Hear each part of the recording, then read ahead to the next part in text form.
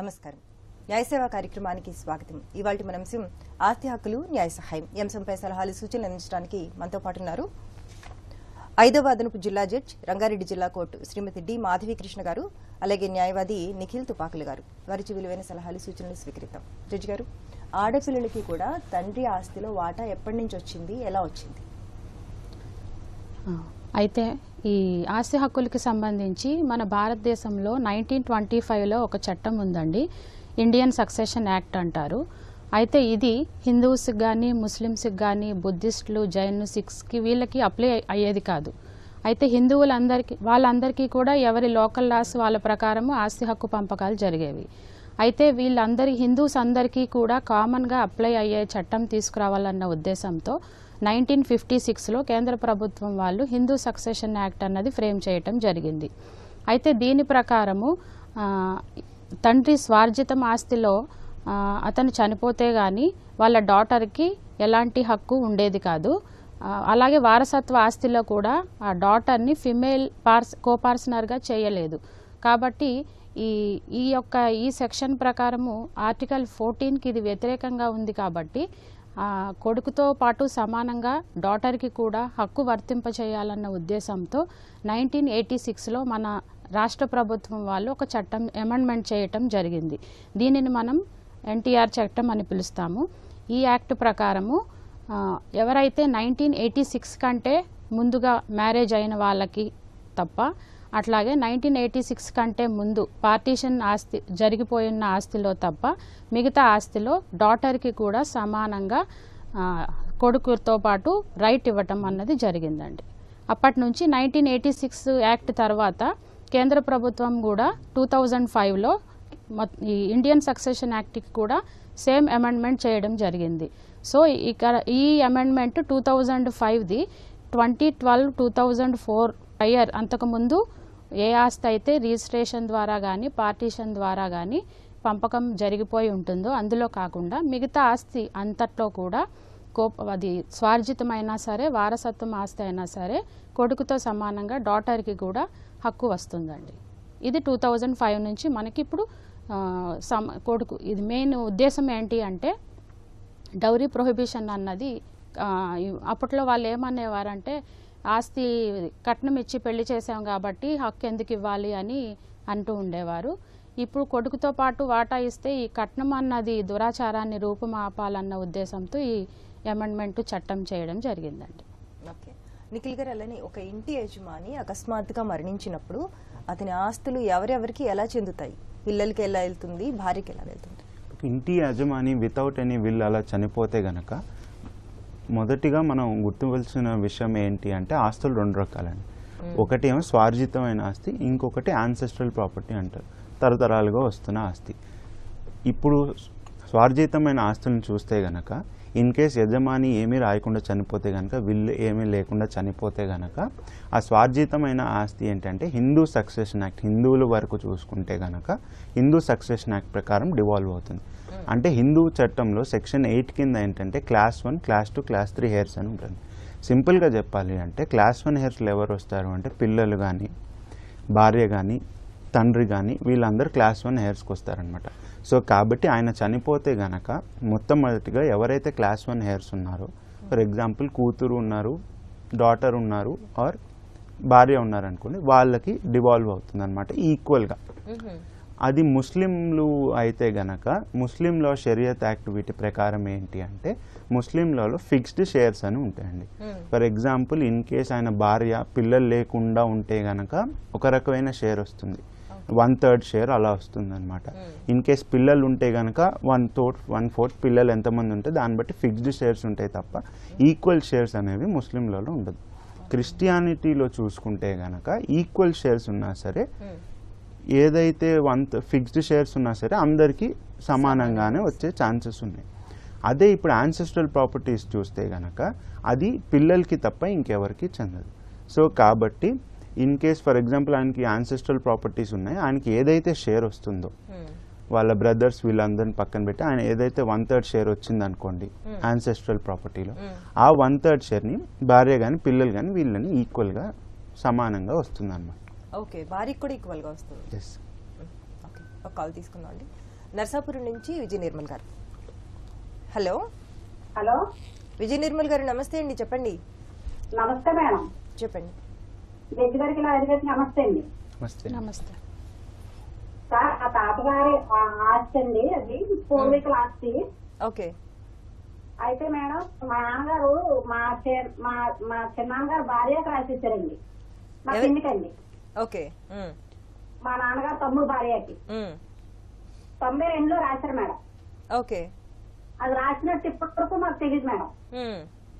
నేను మొన్న నక్క తీసుకున్నాను మేడం, కావాలని అడిగి కొంచెం ప్రయత్నించి తీసుకున్నాను మేడం. తీసుకుంటే మేడం ఇప్పుడు నేను పార్టీషన్ కింద వేసుకున్నాను మేడం. అంటే మా నాన్నగారు ఆమెకి రాసి ఇచ్చారండి, మా చిన్నాన్నగారు కూడా రాసి ఇవ్వలేదు. ఓకే. అయితే మా చెల్లి నాకు సహకరం చెప్పలేదండి, మా అన్నయ్య కూడా అందులో పార్టీషన్ కింద అప్పుడే మా నాన్నగారు చేసేసుకున్నారండి, మైనర్ కాదని చెప్పి. ముగ్గురండి మేము, అక్క చెల్లి వచ్చేవాడిని, అన్నయ్య ఒకరండి. ఓకే. అయితే ఇప్పుడు ఆవిడ నాకు సహకరించట్లేదండి, ఎందుకంటే నేను రాలేను, కోర్టు తిరగలేదంటుంది. నాది ఒకటే పార్టీషన్ కింద నేను వేసుకున్నానండి, డబ్బులు ఖర్చు పెట్టి. మరి ఆవిడకి సమానం తీసుకున్నారు వాళ్ళు, అంతే నోటీస్ తీసుకున్నారు, ఇంకా సమానం వెళ్ళలేదండి.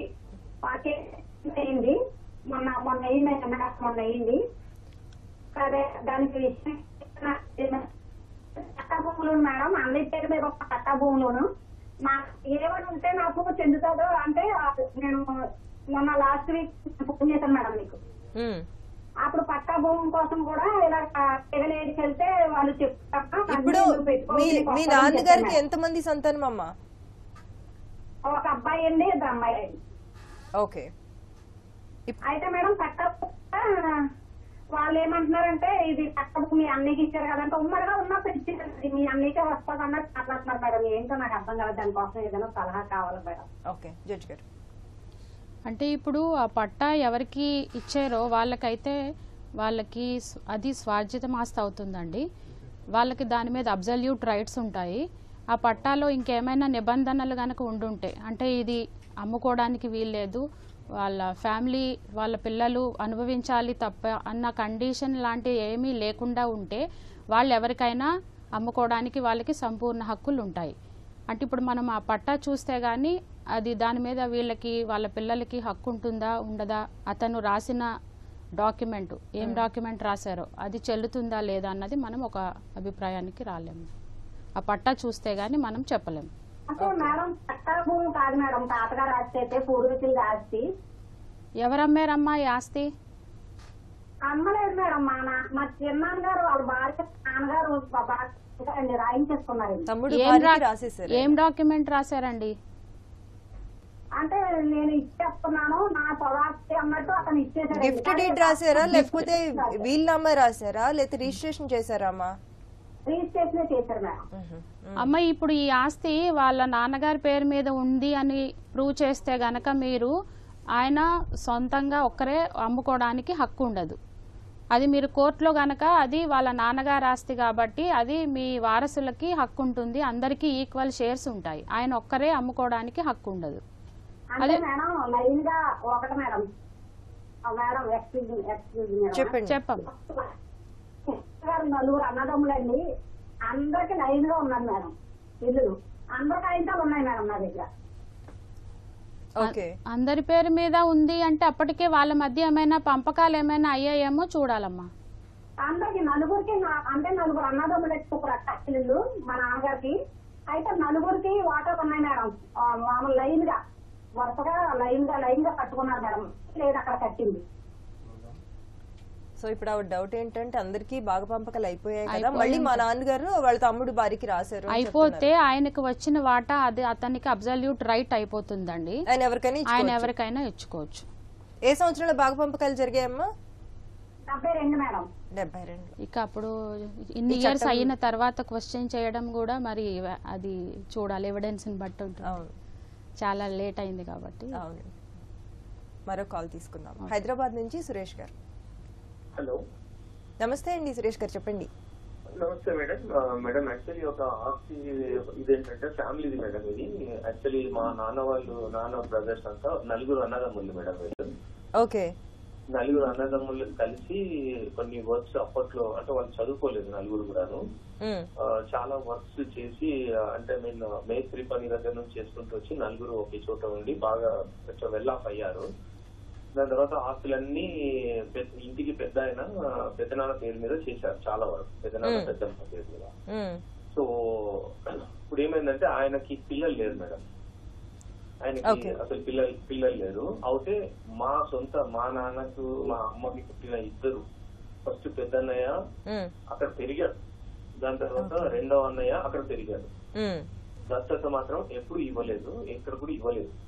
సో ఇప్పుడు వాళ్ళు ఫాదర్ నేమ్ పెద్దనాన్న పేరు పెట్టుకొని ఎస్పెషల్లీ ఆ సెకండ్ అతను మా సెకండ్ సొంత అన్నయ్య, అతను ఏం చేస్తున్నాడంటే మొత్తం అన్ని ప్రాపర్టీస్ మీద నేనే హక్కుదారుని, నాకు ఒక విల్ రాశాడని ఒక విల్ ఒకటి సృష్టించాడు మేడం. సృష్టించి దాన్ని రిజిస్టర్ చేయించాడు మాకు ఎవరికి తెలియకుండా, ఫ్యామిలీ మెంబర్స్ కి. దాని తర్వాత పెద్దనాన్న అంటే తను చదువుకోలేదు కాబట్టి సైన్ చేస్తాడు, అయిపోయింది. దాని తర్వాత ఏమైందంటే మళ్ళీ పెద్దనాన్న వాని అంటే అతని బుద్ధి అవన్నీ గ్రహించి మళ్ళీ ఒక ఫ్రెష్ విల్లు ఇంకొకటి రాశాడు. అందులో ఏమని రాశారు?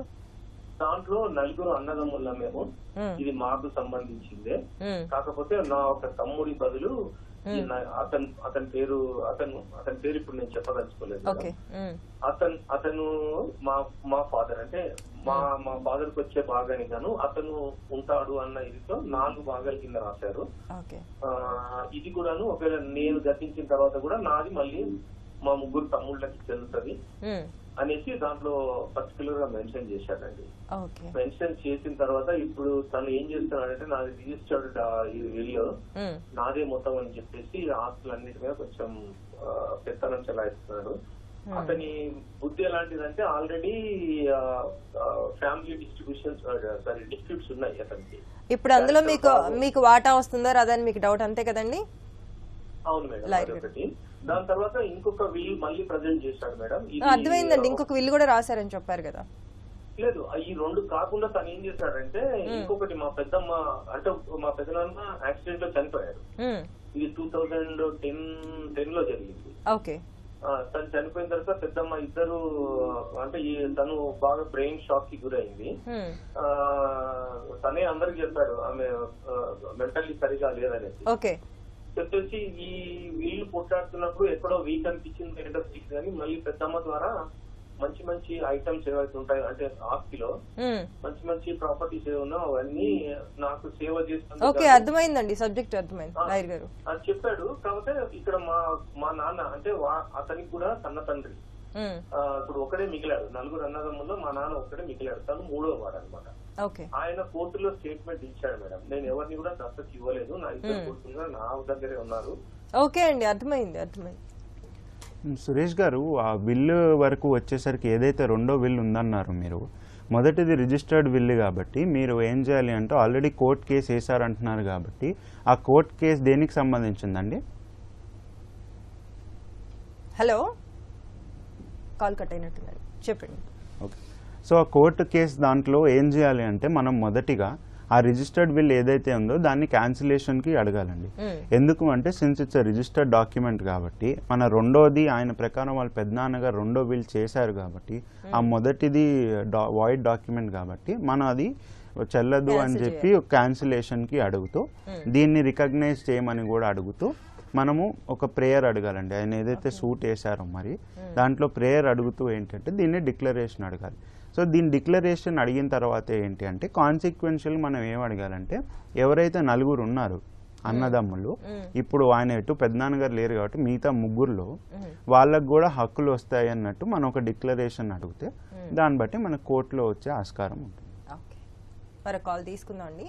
హలో హలో హలో, నమస్తే అండి, చెప్పండి. నమస్తే మేడం. ఓబులమ్మ గారు చెప్పండి. ఏం లేదు మేడం, మా తాతకి నేను ఒక్కతే కూతురు, మా నాన్నకి నాకు పుట్టిన తాత మేడం నాది. బిడ్డలు 4 కూతుర్లు. ఓకే, ఇప్పుడు సమస్య ఏంటమ్మా? ఏం లేదు మేడం, ఎవరు పాస్బుక్ చేసిలేదు మేడం, చేసుకో తినేకి ఇచ్చినాను ఆస్తులు, కొద్దిగా తోటలో పొలాలు ఇచ్చినాను బిడ్డకి. నా జీవనాధార్ కని 2 ప్లేసులు తీసేసుకున్నాను మేడం. తల్లిదండ్రి నేను నాకు 4 కూతురు మేడం. అర్థమైందమ్మా. దాని వల్ల వచ్చింది అది నాకు పుట్టిన ఆస్తి. ఓకే. ఇప్పుడు నా జీవనాధార్ తీసేసేందుకు కూడా కావాలంటున్నారు కూతుర్లు. పిల్లలు మొత్తం కావాలని అడుగుతున్నారు అంతేనా? నువ్వు మొత్తం అంతా మాకే కావాలని అడుగుతున్నారు. నా జీవనాధార్ తీదంతా నేను 2 ప్లేసులు తీసేసుకున్నాను మేడం. ఇప్పుడు కూడా వాళ్ళే తీసుకోవాలని చూస్తున్నారు బిడ్డలు. నేను కోర్టుకు పోతే నాకు న్యాయం జరుగుతుందో జరుగుదా? ఇప్పుడు ఈ ఆస్తి అంతా మీ నాన్నగారి దగ్గర నుంచి మీకు వచ్చింది అంతే కదా? నేను ఒక్కటే కూతురు మా నాన్నకి. ఓకే. ఒక్కర్లేరు, నేను ఒక్కటే కూతురు. ఓబులమ్మ గారు, మీ నాన్నగారు మీకు ఏం డాక్యుమెంట్ రాశారండి? ఏం లేదు మేడం, పాస్బుక్ లు వచ్చినాయి. మా అమ్మ నుంచి నాకు పాస్బుక్ లు వచ్చినాయి. మా నాన్నకి కొంచెం తెలుసు తక్కువని మా అమ్మ పేరు మీద అయితే మా అమ్మ పేరు మీద నుంచి మా నాన్నకి వచ్చింది. అయితే ఇప్పుడు మీరు ఫ్యామిలీ మెంబర్ సర్టిఫికేట్ ఒకటి తీసుకోవాలండి. మీ నాన్నగారికి మీరు ఒక్కరే వారసులని ఉంది మేడం. తీసుకున్నాక మీరు ఆ ఆస్తి మీ పేరు మీద మ్యూటేషన్ చేయించుకోవాలండి. ఫస్ట్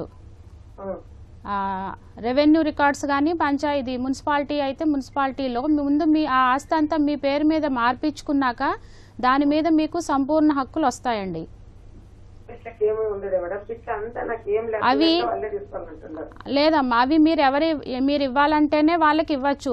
మీ డాటర్స్ కి వారు అడిగే రైట్ అయితే వాళ్ళకి లేదు. మీరు ఇవ్వాలంటే ఇవ్వచ్చు. మీరు ఎవరికైనా అమ్మాలన్నా అమ్ముకోవచ్చు, గిఫ్ట్ అయినా ఇవ్వచ్చు, ఏదైనా చేయొచ్చు. లేదంటే నలుగురికి సమానంగా అయినా మీరు విల్ అయినా రాయొచ్చు. మీ డాటర్స్ కి ఇప్పుడైతే అడిగే రైట్ అయితే లేదమ్మా చట్టపరంగా. పెద్ద బాబుకి 10 ఇచ్చినాం మేడం. పెద్ద బాబు మా అమ్మకొని మౌన బాలంటే చూసుకోండి, వాళ్ళు లేకుండా ముగ్గురికి ఇస్తుంటే వాళ్ళు ఏమంటారు, మాకు ఎన్ని జీవనాధార తీసుకుంటారు కూడా మాకే చాలు అంటున్నారు. ప్లేస్లు టోటల్ ఇచ్చిన చేసుకుని ప్లేస్లు అదేనమ్మా, మీరు ఇవ్వాలనుకుంటే మీరు నలుగురికి సమానంగా ఇవ్వచ్చు, లేదా మీ ఇష్టం వచ్చినట్టు ఎవరికైనా పార్టీషన్ సమానంగా చెయ్యొచ్చు. మీ డాటర్స్ అయితే అడిగే రైట్ అయితే వాళ్ళకి ఇప్పుడు చట్టపరంగా లేదండి. మేడం అదే కావాల్సింది. వాళ్ళు నాకు అసలు చాలా వ్యతిరేకం చేస్తున్నారు మేడం. మీ తదనంతరం అని రాసుకోవచ్చు అమ్మా, కావాలంటే మీ తదనంతరం వాళ్ళు అనుభవించేటట్లుగా రాసుకోవచ్చు సమానంగా. మరో కాల్ తీసుకుందాం అండి. కామారెడ్డి నుంచి శ్రీనివాస్ గారు. హలో. నమస్కారం అండి. నమస్తే అండి, చెప్పండి. మాకు పెళ్ళై 30 సంవత్సరాలు అవుతుందండి. ఓకే. మా పెళ్ళైనప్పుడు మాకు 2 ఎకరాల భూమి ఇచ్చారు. 30 సంవత్సరాలు మేము కాస్తులో ఉన్నాము. ఓకే.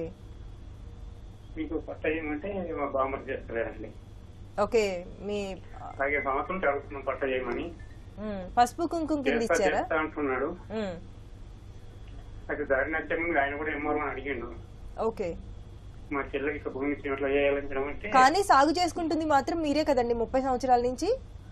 30 సంవత్సరం మేము చేస్తున్నాం. ఈసారి మా బామ్మర్ వచ్చి దాంట్లో వచ్చాడు. మీరు రైట్లో సహాయపడి మీ మామగారు ఉన్నారా? మామగారు ఉన్నారు. ఓకే. ఆస్తి ఎవరిదండి? ఇప్పుడు నాకు ఇచ్చిన భూమి మా బామ్మరికి ఉంది, కానీ అది వాళ్ళ తాత నుంచి వచ్చింది, ముత్తాత నుంచి వచ్చిన భూమి. అది పూర్వీకుల నుంచి వచ్చిన ఆస్తి. అవునండి. ఓకే. లాయర్ గారు, ఇప్పుడు శ్రీనివాస్ గారు మీకు ఏం రిలీఫ్ కావాలండి? అంటే ఒకటి మిమ్మల్ని వచ్చి మీ భూమిలో మిమ్మల్ని సాగు చేయనివ్వట్లేదా, లేదంటే మీకు దాని మ్యూటేషన్ కావాలా? పట్ట ఏమంటే చేస్తాడు. ఇప్పుడు నా పైన ఉంది భూమి నాది, నీదాన్ని అయ్యేదా, నువ్వు ఇళ్ళకి ఎంత వస్తావు మా దాంట్లోకి అంటున్నావు. ఓకే శ్రీనివాస్ గారు, ఇప్పుడు మొదటిగా మనం చూడవలసింది ఏంటి అంటే వచ్చి మనల్ని థ్రెటన్ చేస్తున్నారు కాబట్టి, మీరు ఎక్కువ అటు సాగు చేస్తున్నారు కాబట్టి మీ పొజిషన్ని మీరు కాపాడుకోవాలంటే కనుక మనము సివిల్ కోర్టుకి వెళ్ళి సూట్ ఫర్ పర్పెచువల్ ఇంజంక్షన్ అని వేసుకుంటూ ఇంట్రీమ్ ఆర్డర్ లాగా సూట్ ఫర్ టెంపరీ ఇంజంక్షన్ అని ఎవరైతే మీకు అడ్డొస్తున్నారో మీరు ఆయన మీద వేస్తూ మీరు 30 ఏళ్ళ నుంచి నేను సాగు చేస్తున్నానని చెప్పి మీరు ప్రూఫ్స్ అని పెడితే కనుక అది మీకు మీ పొజిషన్ వరకు అయితే ఇబ్బంది రాకుండా ఉంటుందండి. ఇన్సోఫార్ as ఏంటండి మీ పేరు మీద డాక్యుమెంట్ లేదు కదండి? ఏం లేదండి. మా భార్య వేసుకోవచ్చా? పార్టీషన్ వరకు వచ్చేసరికి ఏంటంటే మీకు హక్కు ఉండి కనుక కంబైన్డ్గా వాళ్ళతో పాటు మీకు హక్కు ఉండి ఇన్ కేస్ వాళ్ళు మీ షేర్ ఇవ్వకపోతే కనుక పార్టీషన్ సూట్ వేసుకుంటాం శ్రీనివాస్ గారు.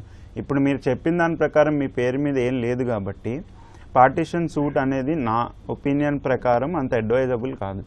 ఇప్పుడు లాయర్ గారు వాళ్ళ పేరెంట్స్ ఉన్నారు, అమ్మాయి వాళ్ళ పేరెంట్స్ ఉన్నారు, వాళ్ళు ఏమన్నా ఈ అమ్మాయి పేరు మీద రిజిస్టర్ చేయడానికి హక్కు ఉంటుందంటారా వాళ్ళకి?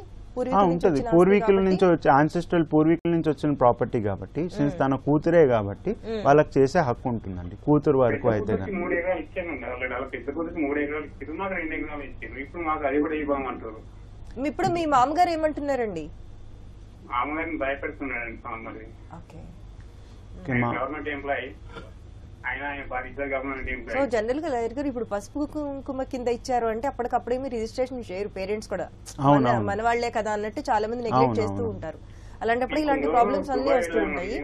ఇట్లా చాలా సందర్భాల్లో చాలా మందికి ఇలాగే జరుగుతుంటుంది. అప్పుడు ఏం చేయాలి? ఇప్పుడు అది పూర్వీకుల నుంచి వచ్చింది కాబట్టి అండి ఆస్తి, వాళ్ళ తల్లిదండ్రులు కూడా పిల్లలకి తప్ప ఎవరికి ఇవ్వాల్సిన హక్కు ఉండదు, పిల్లలకే రైట్ ఉంటుంది కాబట్టి దాని వరకు అయితే ఇబ్బంది లేదు. ఇలా ఇబ్బంది పడితే ఏంటంటే సిన్స్ వాళ్ళు తదనంతరం వరకు వాళ్ళకి అనుభవించే హక్కు ఉంటుంది కాబట్టి తల్లిదండ్రులు కూడా మనం పిల్లలుగా ఫోర్స్ చేసి మా పేరు మీద రాయండి అనే హక్కు కూడా ఉండదు. కానీ తదనంతరం ఇన్ కేస్ బిల్లు ఇవేం రాయకపోతే కనుక అది ఈక్వల్ గా పార్టిషన్ అవుతుంది అనమాట. ఎలాగో ఆడపిల్లలకి సగం మాట ఉంది కాబట్టి ఎలాగైనా వస్తుంది, కంపల్సరీగా వస్తుంది. కానీ వాళ్ళు ఉన్నంత వరకు వాళ్ళని మనం ఫోర్స్ చేసి నాకు మీరు ఇవ్వాలి అన్నట్టు అయితే మనం చేయలేం.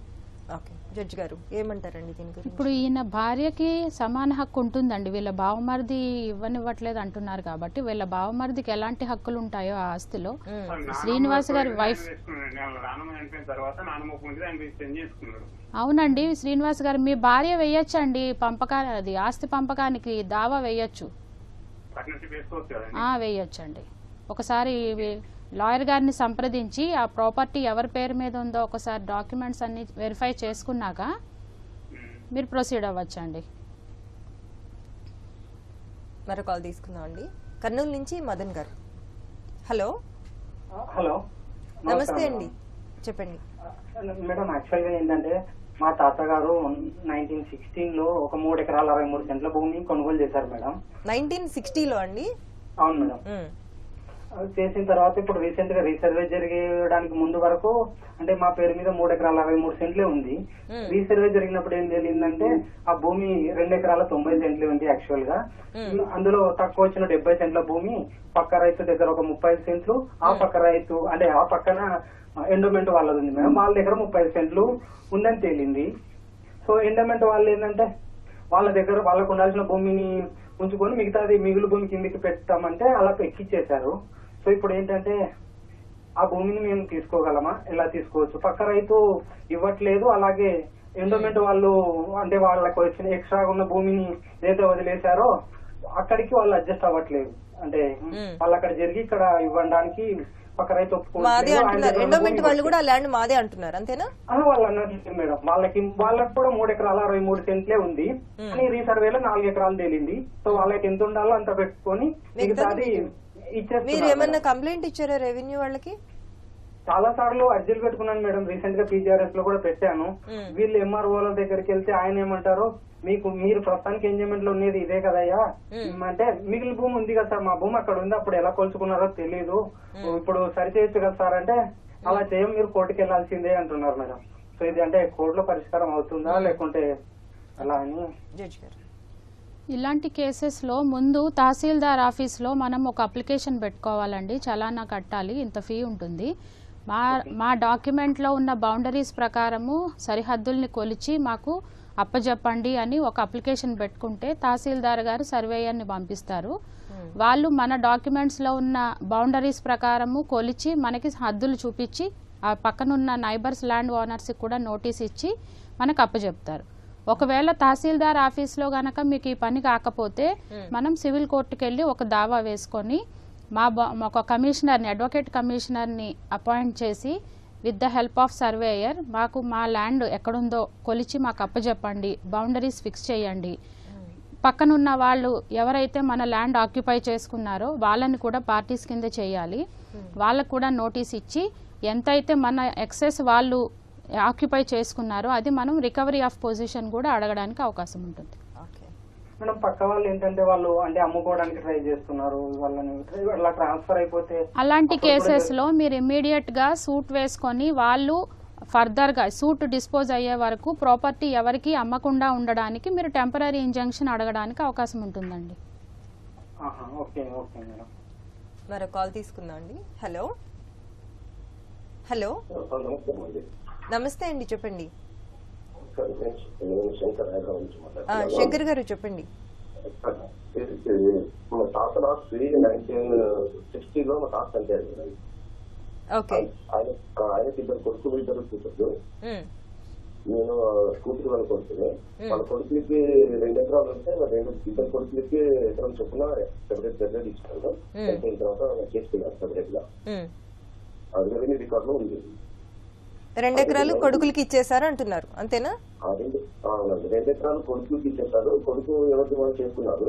అయితే మేము కూడా వాళ్ళు కంటిన్యూ చేసుకుంటూ 1994లో మాకు 1 ఎకరం అందేశారు. ఓకే. అది ఎంఆర్ఓలో రెవెన్యూ రికార్డ్ లో మేము చాలా బయటకు చేసుకున్నాం.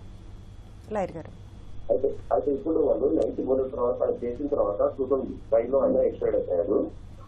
ఇప్పుడు వాళ్ళ కొడుకులు 24లో మేము అది రిజిస్ట్రేషన్ చేసుకున్న తర్వాత ఫస్ట్ ఏమో చాలా బయలం ఉంది. తర్వాతనేమో ఇప్పుడు 17, 18లో స్టేట్ డీటీ గవర్నమెంట్ చేసుకున్నాము రిజిస్ట్రేషన్ ఆఫీస్ అండి. అయితే ఇప్పుడు వాళ్ళు మేము అదంతా నల్లు అయిన వైడ్ దాన్ని కొట్టేసేయాలి. ఇది మాకు సేమ్ చేసినట్టున్నారు, రిజిస్ట్రేషన్ చేసుకున్నారు. ఇది కొట్టేయమని మా అని లీగల్ ఏదో కోర్టులో చేసేస్తారు మేడం. అయితే యాక్చువల్ గా నేను అడిగేది ఏంటంటే వాళ్ళు అక్కడ నుంచి ఒక్కసారి ఒక కొడుకు వచ్చిన తర్వాత కొడుకు సెల్ఫ్ కూడా అయిపోతుందా, లేకపోతే పాత ఆప్షనల్ అవుతుందా మనకి? ఇప్పుడు ఒక్కసారి అండి యాన్సెస్ట్రల్ ప్రాపర్టీ మీ తాతగారు ఏదైతే ఉందో అది మీ ఎవరైతే బాబాయ్ ఎవరో ఉన్నారో ఆయనకు వస్తే కనుక ఎవరైతే మీకు అమ్మారో అది ఆయన సెల్ఫ్ ఎక్వైర్డ్ ప్రాపర్టీ అయిపోతుందండి. అది ఏదైతే యాన్సెస్ట్రల్ ప్రాపర్టీ నేచర్ ఉంటుందో అది మారిపోయి అది సెల్ఫ్ ఎక్వైర్డ్ ప్రాపర్టీ అయిపోతుంది. ఆ సెల్ఫ్ ఎక్వైర్డ్ ప్రాపర్టీ అయిన తర్వాత ఆయన మీకు అమ్మారు కాబట్టి సో అది యాన్సెస్ట్రల్ ప్రాపర్టీ కింద రాదు. ఎవరైతే మీరు సాదా బైనామా కొనుక్కుని దాని తర్వాత అది రిజిస్ట్రేషన్ రెగ్యులరైజ్ చేయించుకున్నారో అప్పటి నుంచి అది మీకే చెందుతుందండి. అది యాన్సెస్ట్రల్ ప్రాపర్టీ కింద రాదు. అది ఆయన సెల్ఫ్ ఎక్వైర్డ్ ప్రాపర్టీ, స్వార్జిత ప్రాపర్టీ అయిపోతుంది. కాబట్టి వన్స్ మీకు ఆయన అమ్మేసిన తర్వాత ఆయనకి ఎటువంటి హక్కు ఉండదు. అయితే ఇది మా వద్ద వాళ్ళు కొన్నారు సార్. సాదా బైనామా మా అన్న కొన్నాడు. ఆయన చనిపోయిన తర్వాత మా వద్ద మాకు చైల్డ్ గా గిఫ్టెడ్ గా మళ్ళీ ఆపేట మాట్లాడు. అయితే యాక్చువల్ వీళ్ళు ఇప్పుడు సెల్ఫ్ ఎక్వైర్డ్ అయితే ఎక్కడ సెల్ఫ్ ఎక్వైర్డ్ అయిపోయినట్టండి. వన్స్ ఆయనకి పార్టిషన్ చేసి ఇచ్చేసిన తర్వాత 2 ఎకరాలు అది ఆయన సెల్ఫ్ ఎక్వైర్డ్ ప్రాపర్టీ అయిపోతుంది. దాని తర్వాత ఈ డాక్యుమెంట్స్ మీ ఫేవర్లో చేశారు కాబట్టి సో అది యాన్సెస్ట్రల్ ప్రాపర్టీ కిందకి రాదు. ఇప్పుడు మీ కోర్టులో సెల్ఫ్ ఎక్వైర్డ్ అని కొట్లాడాలి లేకపోతే ఎలా కొట్లాడాలి మేము? అదే సార్, ఇప్పుడు ఒకటి కొట్లాడాలి అంటే సార్ ఒకటి ఆయన ఏమని ఎలిగేషన్స్ వేశారో దాన్ని బట్టి మీరు చెప్పాలి సార్. బట్ మీరు చెప్పిన దాని ప్రకారం అయితే వాళ్ళు యాన్సెస్ట్రల్ ప్రాపర్టీ అని చెప్పి క్లెయిమ్ చేస్తున్నారు కాబట్టి అది యాన్సెస్ట్రల్ ప్రాపర్టీ కాదు. అది వన్స్ అయిపోయిన తర్వాత వాళ్ళకి వచ్చింది కాబట్టి అది సెల్ఫ్ ఎక్వైర్డ్ ప్రాపర్టీ అన్నట్టు మీ రిటర్న్ స్టేట్మెంట్లో చెప్పి వాదనలు చెప్పాలండి. ఏంటండి ఛాలెంజ్ చేయొచ్చు కదా? వాళ్ళు దాని మీద ఛాలెంజ్ చేయొచ్చా అంటున్నారు. వాళ్ళు దాని మీద ఛాలెంజ్ చేయొచ్చా అంటున్నారు ఈ కోర్టులో కేసేస్తే. అంటే వీళ్ళకి అమ్మిన వాళ్ళది సాదా బైనామా సింపుల్ అగ్రిమెంట్ కాబట్టి వాళ్ళు దాని మీద ఫైట్ చేస్తున్నారు, అది రిజిస్టర్డ్ కాదు అని. అదేలేండి, అదే అడిగా. ఆయన రెగ్యులరైజ్ చేశారు అని అంటున్నారు కాబట్టి దాని తర్వాత భూభారతి కానీ దాంట్లో యాక్ట్ ప్రకారము వాళ్ళు దాన్ని ఛాలెంజ్ చేసినా సరే అండి మీకు మంచి కేసు ఉంది కాబట్టి మీకు కొట్లాడే ఆస్కారం అయితే ఉంటుందండి. ఓకే జడ్జి గారు, రిలింక్విష్ డీడ్ అంటే ఏంటి? అంటే ఆస్తి విడుదల పత్రం. ఇప్పుడు ఈ బ్రదర్ అండ్ సిస్టర్స్ మెయిన్ వాళ్ళ మధ్య వస్తుందండి ఇది. వాళ్ళకి ఏదైనా వాళ్ళ అవసరంలో ఉన్నప్పుడు ఏదైనా వాళ్ళకి అమౌంట్ సెటిల్ చేసినప్పుడు కానీ ఏదైనా ప్రాపర్టీ కొన్నప్పుడు కానీ కొంత అమౌంట్ ఇచ్చినప్పుడు కానీ వాళ్ళకి ఆ ఆస్తిలో ఉన్న హక్కుని వదులుకోవడానికి రిలింక్విష్మెంట్ డీడ్ అన్నది రిజిస్ట్రేషన్ చేయించుకోవాలండి. అలా చేయించుకున్న తర్వాత వాళ్ళకి ఇంకా హక్కులో మళ్ళీ వాటా అడగడానికి రైట్ ఉండదు. హక్కు విడుదల పత్రం అంటారు తెలుగులో, రిలింక్విష్మెంట్ డీడ్. ఆస్తిలో ఉన్న హక్కు విడుదల చేసుకుంటా ఎగ్జిక్యూట్ చేసే డీడ్. రాసుకోవచ్చు అంటారు ఇలాగో. అది వాళ్ళు అందులో ఏం రాసుకుంటా అంటే 4-5 ప్రాపర్టీస్ ఉంటే ఒక ఆస్తిలో ఈ ప్రాపర్టీలో నాకు ఇంకా హక్కు అడగను నేను ఇంకా, ఎందుకంటే ఇప్పుడు నాకు ఇంత అమౌంట్ వీళ్ళు ఇచ్చారు లేదా నేను ఒక ప్రాపర్టీ కొనుక్కున్నప్పుడు నాకు కొంత హెల్ప్ చేశారు కాబట్టి నేను ఇంకా అందులో హక్కు అడగను లేదా మొత్తం ఆస్తిలో హక్కు అడగను. అది అందులో వాళ్ళు రాసుకునే టర్మ్స్ ని బట్టి ఉంటుందండి. దాన్ని కూడా రిజిస్ట్రేషన్ చేసుకోవచ్చు. అది కంపల్సరీ రిజిస్ట్రేషన్ చేసుకోవాలండి. లేకపోతే మళ్ళీ మళ్ళీ ఈక్వల్ future లో రైట్ ఎప్పుడైనా వాళ్ళు అడగడానికి ఎప్పుడైనా అడగచ్చు, రైట్ ఉంటుంది doctors. Thank you so much అండి. ఇప్పటి వరకు మనం ఆస్తి హక్కులు న్యాయ సహాయం అంశంపై సలహాలు సూచనలు స్వీకరించాం. వచ్చే శనివారం 9:30 న్యాయ సేవ కార్యక్రమంలో మళ్ళీ కలుసుకుందాం. అంతవరకు సెలవు. నమస్కారం.